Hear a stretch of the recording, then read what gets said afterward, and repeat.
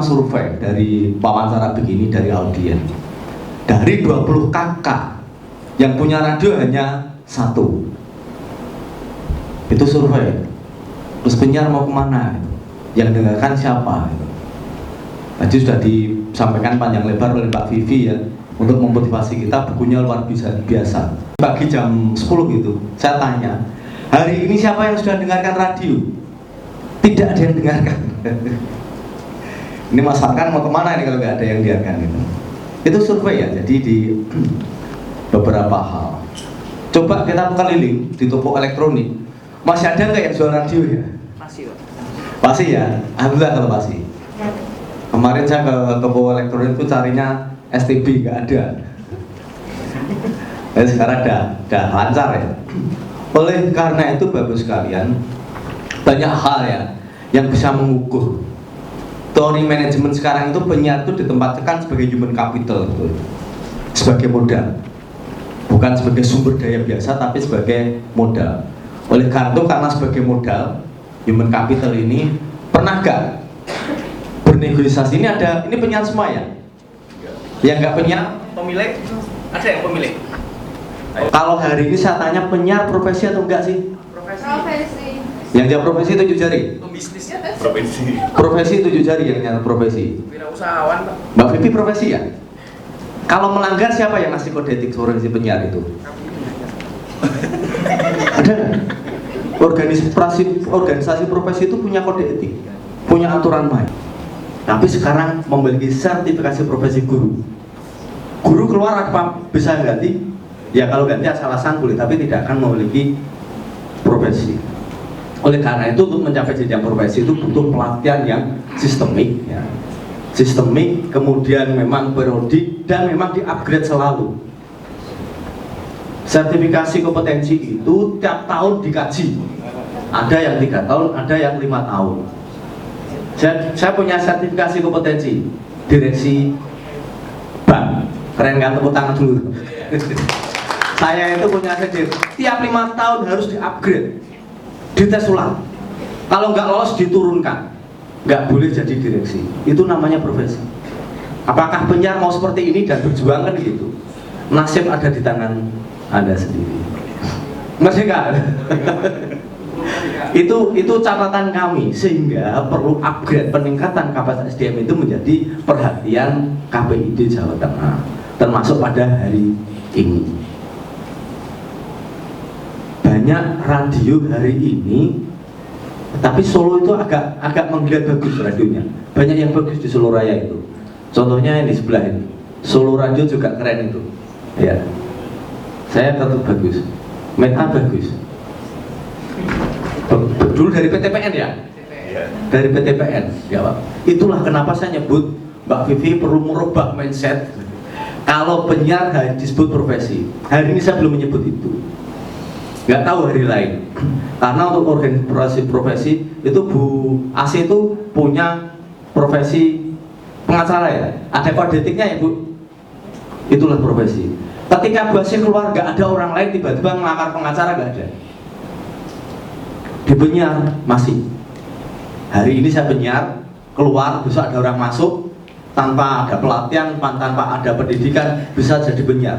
Pegang mic jadi penyiar. Betul nggak? Betul nggak?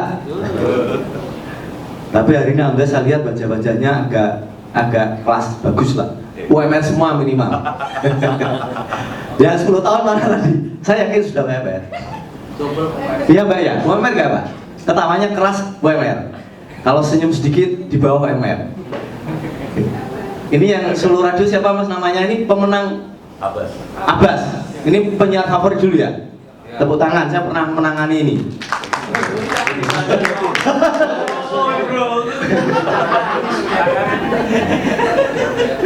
Maksudnya gimana? Kasus kayaknya. Sesuatu yang baik, menangani sesuatu yang baik, karena dulu kita pernah nyari penyiar favorit untuk tipikal bagaimana sih penyiar yang diidolakan. Nah juga ada regulasi, Mbak Vivi panjang lebar hari ini bagaimana radio itu survive. Saya tadi menyampaikan dari 20 kakak nggak ada yang punya radio. Terus kita mau di mana? Pemasaran seperti apa? Baik, saya nggak panjang lebar. Kalau panjang lebar saya sampai bisa jam 5. Tapi nggak apa-apa ya sampai jam 5 ya? Ya. Nggak apa-apa, saya tambahin kalau gitu. Nggak masalah, saya orangnya betah aja ngomong. Cuman saya batasi karena yang jadi narasumber Mas Farhan, bukan saya, Mas Farhan Abbas ya. Arin. Oh, Mas Farhan itu pengacara itu. Ini akan menyampaikan dengan konvergensi media dan pemasarannya. Tanpa konvergensi saya kira radio untuk bisa berkompetisi dengan sehat baik sangat susah. Karena sekarang ini saya mendengarkan radio mungkin saat di mobil, kalau di rumah sudah tidak.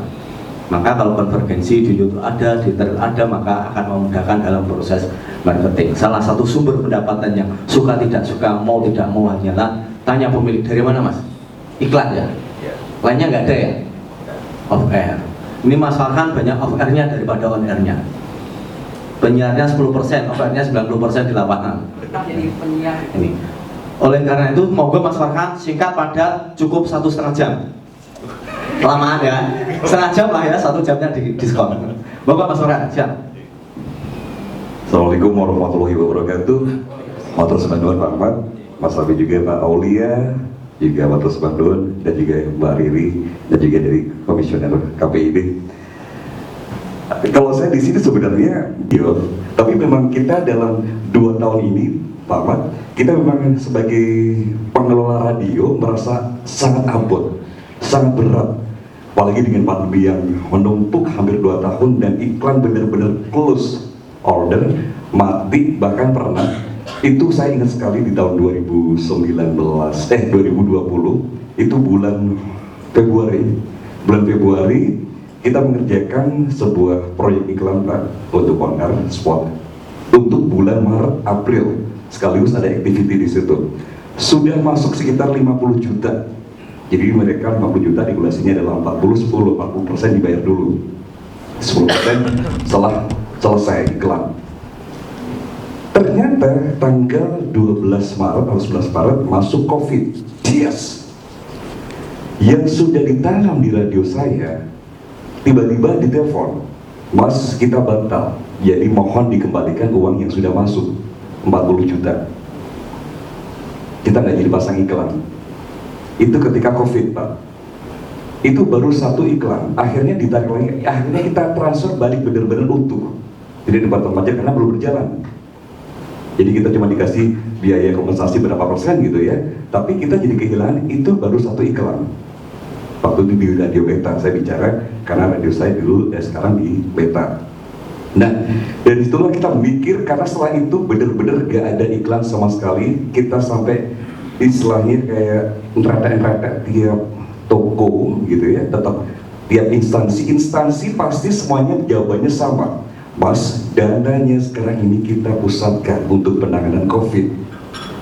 Tidak ada dana untuk promo di media. Jelek.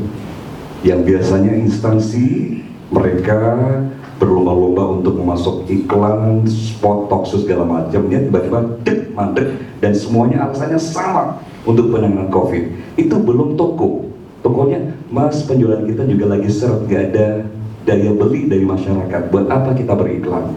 Mati. Dari situlah akhirnya kita kayak di kepepet, mergo kepepet. Kita diantep dengan segala uji coba.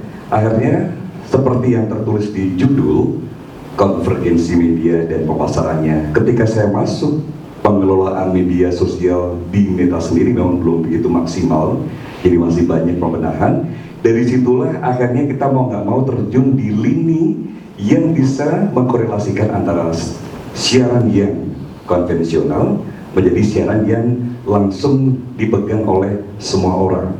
Kalau tadi Pak Ahmad bilang, di antara 20 kakak yang punya 1 radio aja, pesawat radio, hampir nggak ada.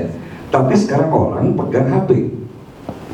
Semua orang dari anak-anak kecil bahkan ya, sampai usia yang sudah lanjut, sudah sepuh, pegang HP. Walaupun kalau misalnya di data tiap radio, tiap rumah, itu untuk usia yang 45 ke atas masih sering dengarkan radio.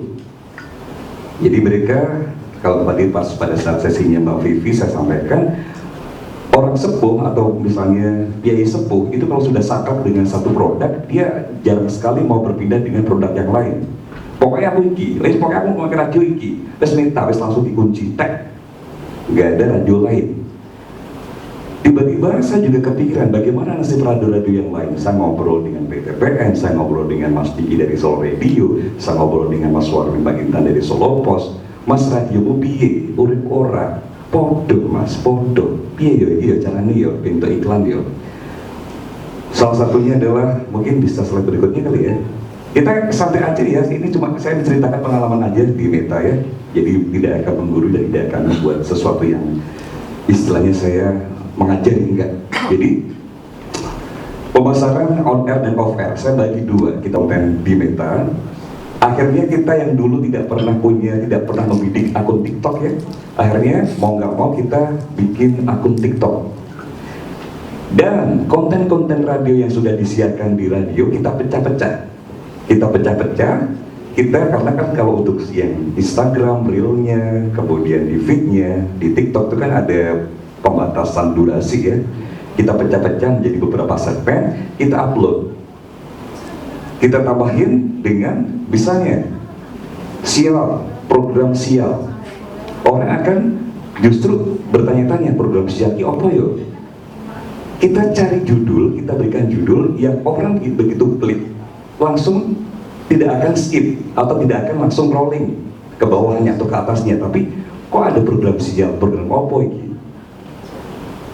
Kita berikan satu judul di situ yang orang langsung akan memutar video di TikTok, di Instagram dari menit pertama sampai menit terakhir akan ketemu jawabannya. Oh, program sial seperti ini.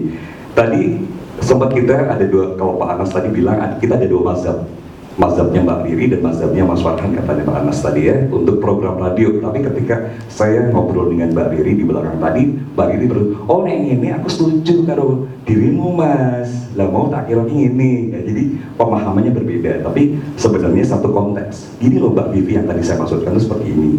Nah akhirnya kita bikin program yang diberi judul yang agak-agak mendorong orang untuk memutar video atau insert yang dibikin oleh teman-teman Meta. Boleh berdiri mas, Dimas. Nah ini yang keroknya untuk yang konten-konten di Meta itu Mas Dimas. Saya sering ngobrol dengan dia bikin konten seperti ini. Kemudian ketika yang kedua adalah membuat program radio yang menyesal di sini adalah aduh ternyata ada ya program radio yang seperti ini kerennya, kok aku lagi krungu ya. Dan begitu orang punya perasaan seperti itu, pasti akan langsung ngancep, wah iki diputer di radio Meta itu jam piro toh? Setiap hari apa sih? Penyiarnya apa sih? Itu gara-gara pancingan di sosial media. Orang yang tidak mendengarkan radio secara konvensional, secara utuh, kita pancing di sosial media radio. Nah, begitu kaum milenial yang biasanya seumuran masih Ibut sama Mas Abbas Rozak yang masih 20 tahun ya sekarang ya 21 jalan ya kok enak ngerimen. Nah itu akan waduh Meta ada ya ternyata konten seperti ini di Meta. Meta mungkin beda segmen dengan Solo Radio yang benar-benar yakin banget, milenial sekali. Dan sementara Meta itu kan agak memang menyebar usianya, pendengarnya kita lebih ketahui. Dan setelah orang kita bikin menyesal, wah ternyata gini ada nih, dia akan langsung lari ke radio konvensional. Yuk oke, tapi aku nggak punya pesawat radio, streaming dong zaman sekarang orang pegang HP ada streamingnya, manfaatkan HP. Nah kalau di Meta sendiri ada 5 link streaming, jadi kita ada 5 link streaming, kita manfaatkan itu yang berikutnya, karena ini harus saya dapat aja gitu kan, karena nanti lebih ke share teman-teman juga kalau kasih ide ke Meta kan bisa aplikasikan. Dan kemudian kehilanganmu berat bagiku ini kalau itu kan lagunya siapa, lagunya si Andika Ben ya, kehilanganmu berat bagiku. Ketika kita buat program atau yang di CFD, dan ini juga Akhirnya kita bekerja sama dengan beberapa komunitas UMKM, komunitas pengajian, komunitas dari penggerak sosial budaya. Kita bikinkan acara mereka di CFD. CFD pun juga kita akhirnya siaran. Jadi kita talk show di sana, tapi kita pernah kerjasama dengan salah satu UMKM ya, dengan paguyuban UMKM Solo. Mereka senang karena barang-barang UMKM itu kita display semuanya di area CFD. Di sini mobil studio kita siaran di situ, kita display semuanya. Ini yang merah itu kali ya, tadi lagi atas. Nah itu kita ajak mereka untuk talk show, ngobrol-ngobrol santai, kemudian mereka menjelaskan produknya ini apa, caranya apa, langsung bisa didengarkan di 104.7 FM dan dilihat di Instagramnya Meta. Di salah satunya. Nah.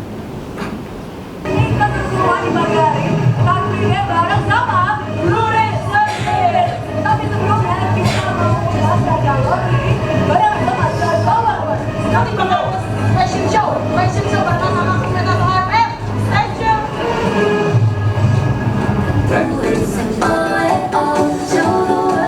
Oke, boleh. Nah kita bikin activity-nya seperti itu. Ternyata banyak yang juga suka dengan konsep yang seperti ini. Konsep yang seperti ini. Artinya bukan hanya sekedar talk show di radio, kita konsepnya masih talk show, tapi kita pindahkan di area CFD yang di situ adalah semua orang dengan berbagai strata sosial, usia, ngumplek-blek di situ. Kena semuanya. Kita pemasarannya gampang banget. Kita bilang juga dengan salah satu bumbu masak ya waktu itu ya. Bumbu masak, kita demo masak di situ, kita siarkan dan kita perlihatkan. Ya, oke, terima kasih. Mungkin ada satu slide lagi yang sebelum saya berikan ke Bapak Ahmad. Membuat spesial rate iklan. Ini lagi apa sih sebenarnya? Oh, lagi bulan bahasa misalnya. Oh, lagi bulan Valentine lagi. Bulan Ramadan misalnya. Kita bikin spesial rate agar orang-orang tahu. Kalau biasanya harganya satu spot 300.000, kita turunkan menjadi 100.000 misalnya. Karena untuk menjembatani UMKM, kita harus membidik UMKM. UMKM seperti apa? Kita wadahi, kita berikan rate spesial. Kalau bukan UMKM, harga biasa. Tapi kalau UMKM dan ada catatannya di paguyuban resminya UMKM, kita akan kasih rate spesial agar para UMKM mereka juga bisa tergabung di komunitas dan mendapatkan harga yang spesial. Jadi satu slide berikutnya. Nah ini pengelolaan media sosial, ide konten yang kreatif tadi sudah kita jelaskan, istilahnya sudah kita ngomongkan bareng-bareng. Ada caption itu juga salah satu hal yang menarik untuk peminat-peminat Instagram ya. Kita kadang-kadang gini, mungkin boleh kasih contoh ya di Instagram kita, yang kita ada slide-nya. Jadi kita sebenarnya ada satu flyer yang dari media partner tentang konser, tapi kalau hanya kita langsung flyer aja satu, nggak menarik. Akhirnya kita bikin beberapa slide. Slide yang berikutnya, pancingan dulu misalnya. Ada yang kenal dengan ini? Nah itu ya, beberapa ini kita bikin slide.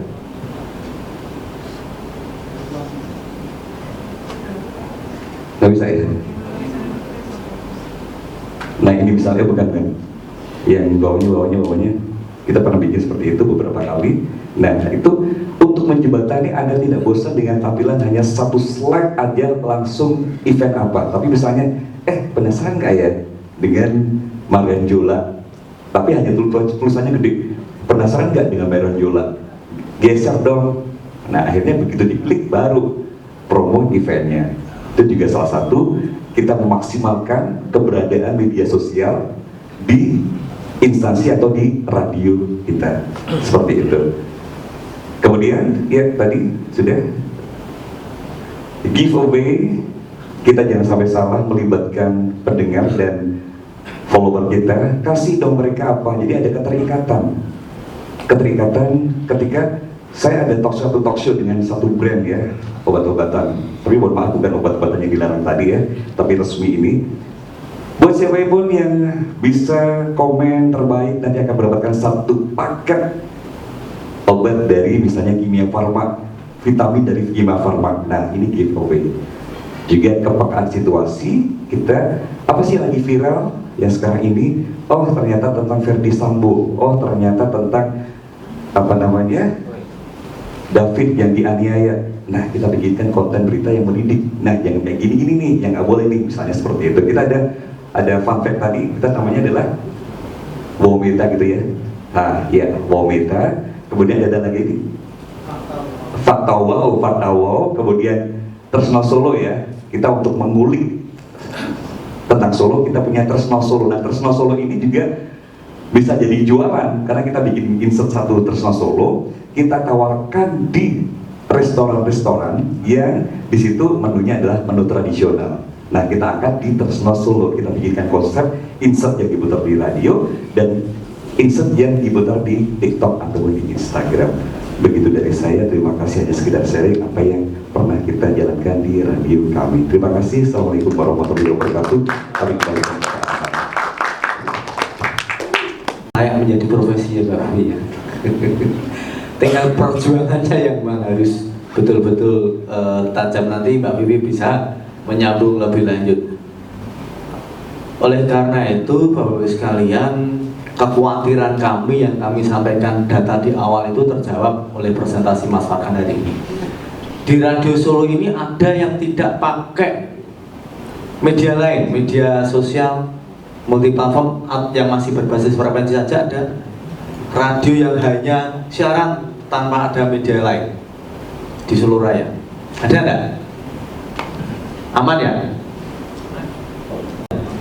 Segmenting ya, segmentasi pasar seperti tadi Meta. Segmennya apa Mas tadi Mas?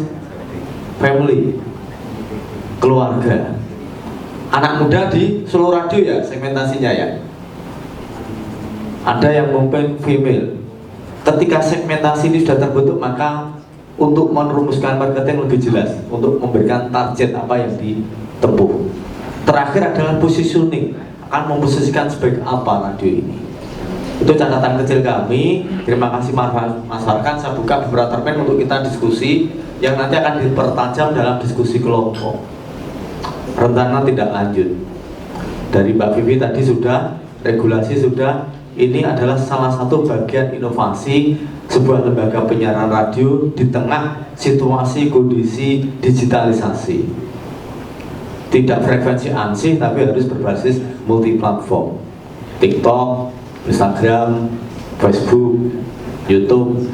Sehingga tadi saya Mas Farhan, yang tidak punya radio sekarang HP itu mewakili. Tapi apa ditonton atau tidak?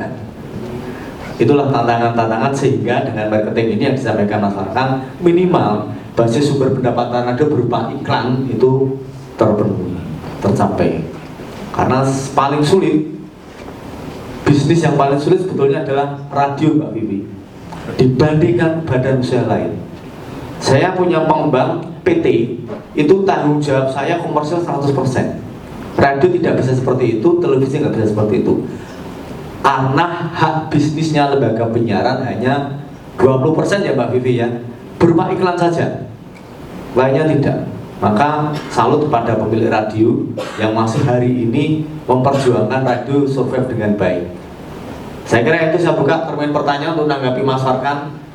Digital ya, maka ini jadi pemikiran untuk lembaga penyiaran ya, untuk segera konvergensi ya, untuk segera beralih ke multi platform itu. Dan yang kedua menarik kalau Bapak menyatakan mengembangkan non advertising revenue gitu ya. Non advertising revenue bisa saja ada pemikiran awal ya.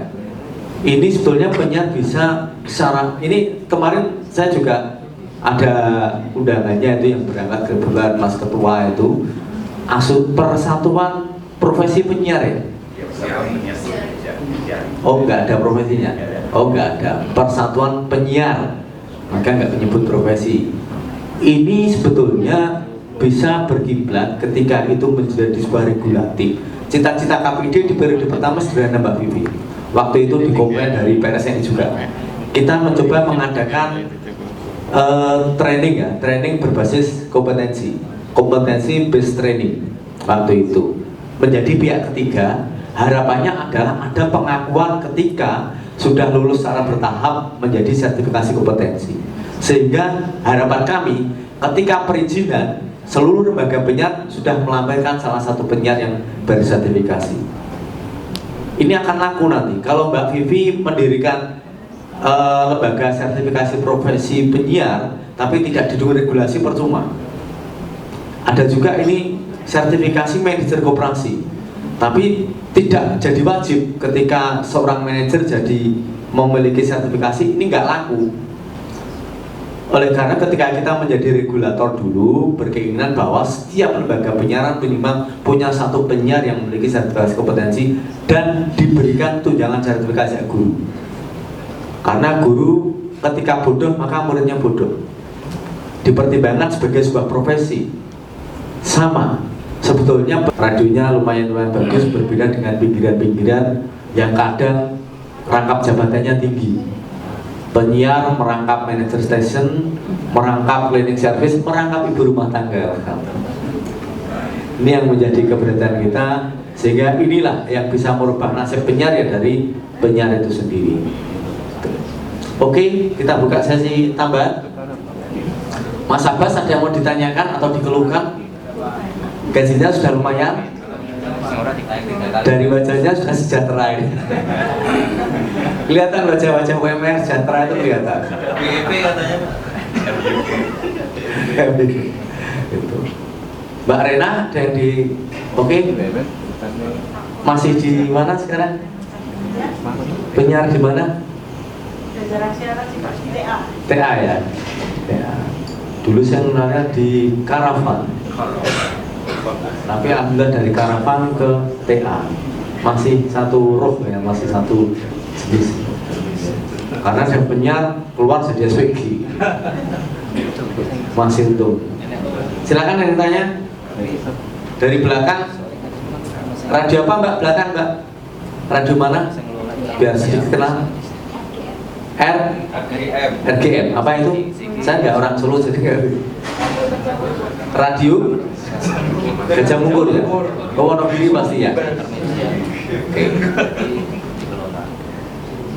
Ada yang oke, ada tambahan sedikit dari Mas Warkan, silakan.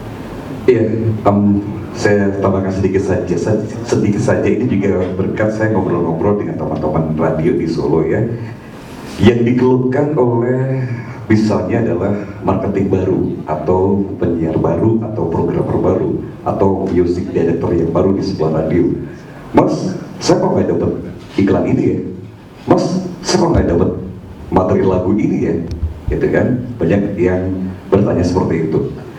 Kenapa? Nah ini kuncinya adalah orang-orang Jakarta, orang-orang agensi, orang-orang label, orang-orang PH itu kadang-kadang tidak melihat radionya, tapi melihat personelnya person to person.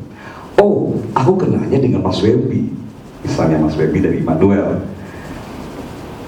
Agensi di Jakarta mau Mas Webi setelah ini dulu di sebuah radio namanya Soul Radio. Ini sebuah radio namanya Soul Radio. Dari Soul Radio kemudian pindah ke Radio Immanuel yang secara segmen itu berbeda sekali. Itu contohnya misalnya ya. Namun ketika orang Jakarta mau memasang sebuah iklan yang dibeli Mas Webi, Mas aku pasang di radiomu. Wih, tapi aku sekarang udah gak di Soul Radio, aku di Immanuel. Sangat peduli. Pokoknya aku kenalnya kowe. Itu yang saya alami. Jadi beberapa konsep iklan, beberapa ini, Mas, aku pasang di PTPN ya. Menurut saya, ini saya sebut radio saya dulu. Saya sekarang udah nggak di PTPN, di Meta. Oh di Meta, ya wes, ini Meta wae. Loh, nggak jadi di PTPN. Alas, pokoknya aku nanti kowe.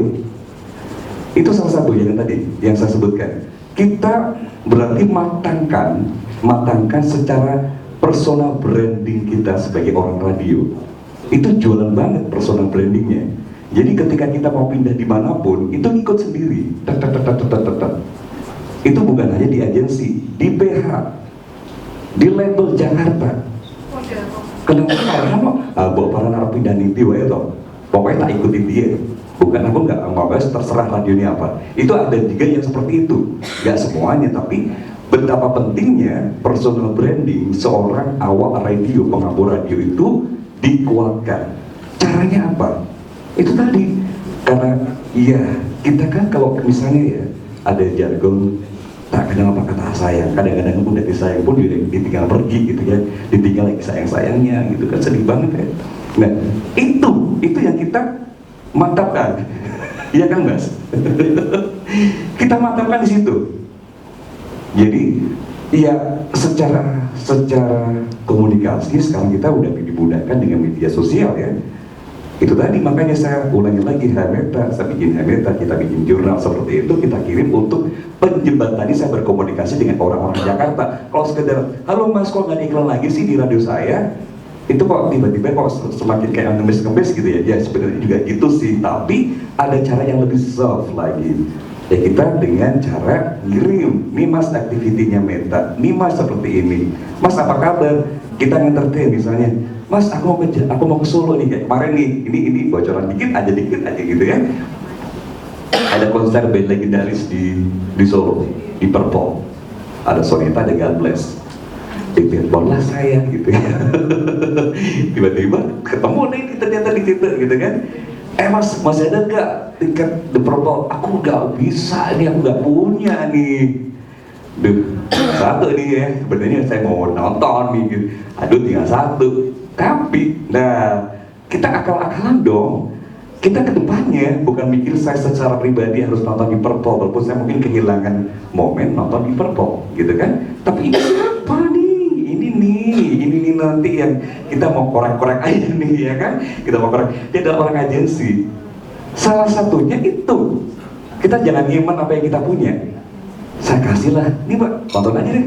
Loh Mas Farhan, kebetulan kita memang meeting di Monumental sampai jam 1 dini hari ya waktu itu ya. Jadi saya nggak bisa nonton. Nah itu kan salah satu, bukan kita langsung, oh ada pamrihnya ngasih, enggak. Cara saya untuk berkomunikasi dan mendekatkan diri dengan orang-orang yang selama ini ada di sana sebagai pemegang cuan buat radio.